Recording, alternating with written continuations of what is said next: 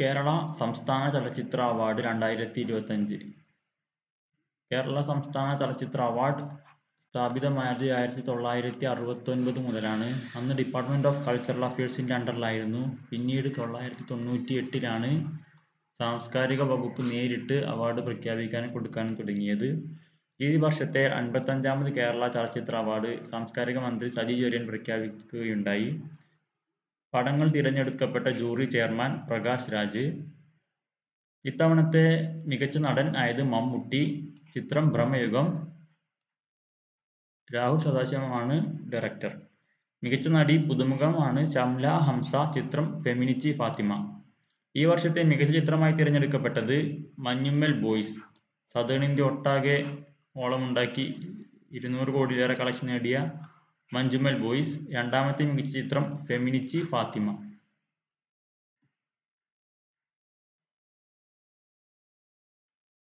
പ്രത്യേക ജൂറി പരാമർശം നേടിയത് ആസിഫ് അലിയും ടൊവിനോയും. കിഷ്കിന്ധാകാന്ഡം ARM. മികച്ച സംവിധായകൻ ചിദംബരം S. പൊടുവാൾ. ചിത്രം മഞ്ജുമ്മൽ ബോയ്സ്.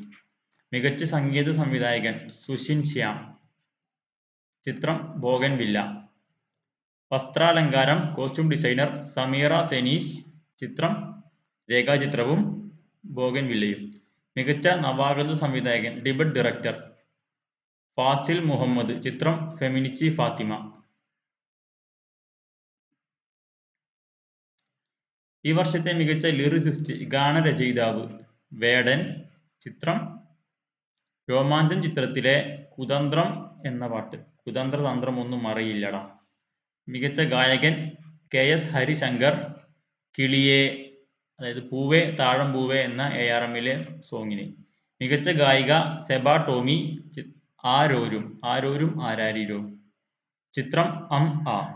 ഈ വർഷത്തെ ജനപ്രിയ ചിത്രമായി തിരഞ്ഞെടുത്തത് പ്രേമലു. നെസ്ലിൻ അഭിനയിച്ച Premalu. Screenplay Chidambaram. Manjummel boys. ഛായാഗ്രാഹകൻ ഷൈജു ഖാലിദ്. ചിത്രം മഞ്ഞുമ്മൽ ബോയ്സ്.